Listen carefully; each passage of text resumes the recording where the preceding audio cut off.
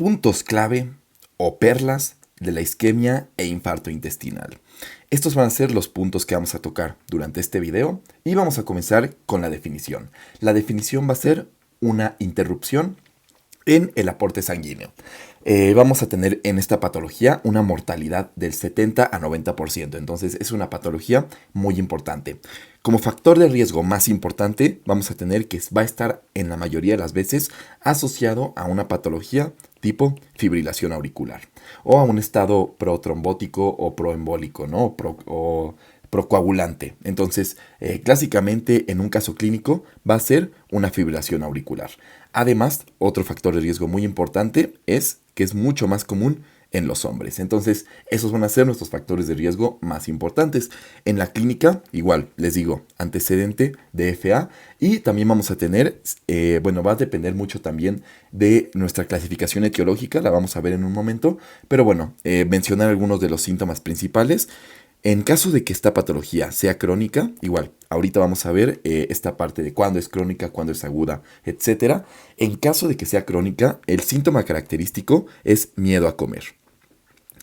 Y miedo a comer es porque, como es crónica, como llevan teniéndolo mucho tiempo, comen y les provoca dolor. Entonces el paciente ya no quiere comer y por eso se refiere como miedo a comer.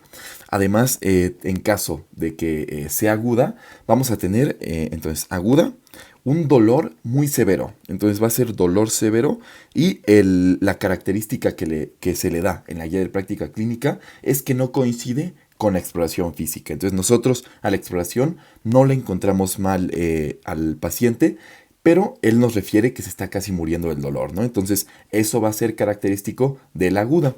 Y en caso de que haya perforación, vamos a encontrar signos de irritación peritoneal. Entonces esa va a ser nuestra clínica igual. Les digo, vamos a esperar, ahorita vamos a ver la clasificación y cuáles van a ser las características de cada una de estas clasificación etiológica. En cuanto al diagnóstico, vamos a mencionar los estudios que se pueden realizar en este caso. El primer estudio va a ser una radiografía de abdomen. Recordar a decúbito con el paciente parado. Lo siguiente va a ser un TAC helicoidal de abdomen. Así es como se refiere en la guía de práctica clínica, helicoidal de abdomen. Lo siguiente es una angiografía, el cual se nos refiere como el gold standard. Entonces, angiografía es nuestro gold. Y por último, en caso de que aún haya duda diagnóstica, vamos a hacer una LAPE, una laparotomía exploradora.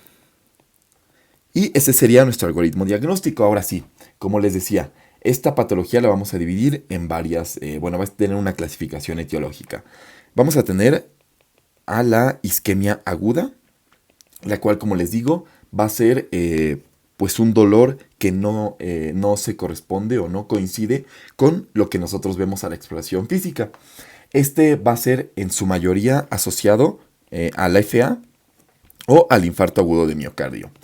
El 70% de las ocasiones va a ocurrir esto en la arteria mesentérica superior. Es una asociación también que hay que tener muy en cuenta. Y como les digo, el 20% de las veces la causa va a ser, la mayoría de las veces va a estar asociada a FA.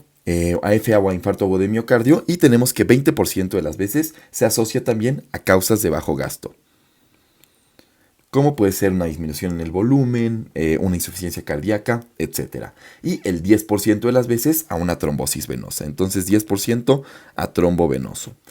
Vamos a el diagnóstico, o en caso de que sospechemos el diagnóstico se va a realizar con TAC helicoidal o con la angiografía. Entonces TAC o angio. En caso de que sea crónica, como les digo, vamos a tener un dolor, más bien un dolor después de comer, o lo que es lo mismo, que el paciente nos va a referir como miedo a comer. Y bueno, esta va a estar en su mayoría asociada a aterosclerosis. Y como bien podemos intuir, los datos, los factores de riesgo de esta patología van a cambiar un poquito. Y podemos tener aquí factores de riesgo de la aterosclerosis: tabaquismo, obesidad, sedentarismo, etc. El diagnóstico de esta igual lo vamos a realizar con nuestra angiografía. Y además vamos a tener otra subclasificación etiológica que va a ser la colitis isquémica. Entonces tenemos colitis isquémica.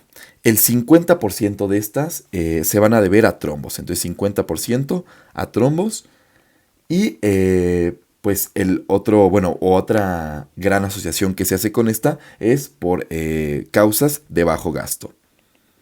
Entonces, igual, insuficiencia cardíaca, disminución de volumen, etc. El diagnóstico de esta sí va a cambiar porque esta la vamos a diagnosticar con colonoscopía. Y bueno, además podemos también tener estudios de laboratorio, que olvidé mencionarlos en esta parte del diagnóstico, pero bueno, clásicamente lo que vamos a tener va a ser una elevación de leucocitos, elevación de DHL, elevación también de la amilasa o de la fosfatasa alcalina. Entonces esos van a ser los estudios, aunque no se nos refiere en el algoritmo o meterlos en algún punto exacto del algoritmo.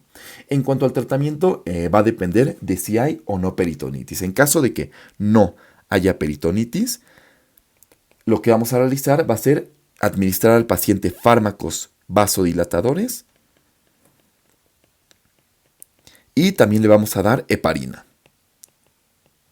En caso de que ya haya peritonitis, entonces sí peritonitis, lo que vamos a hacer va a ser hacerle una LAPE, una laparotomía.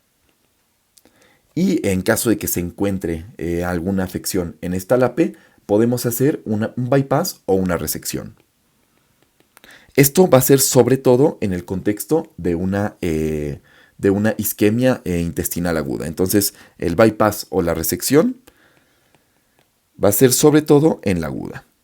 Y bueno, con esta parte finalizaríamos nuestros puntos clave de la isquemia o infarto intestinal. De este lado, les dejo el apunte. Muchas gracias.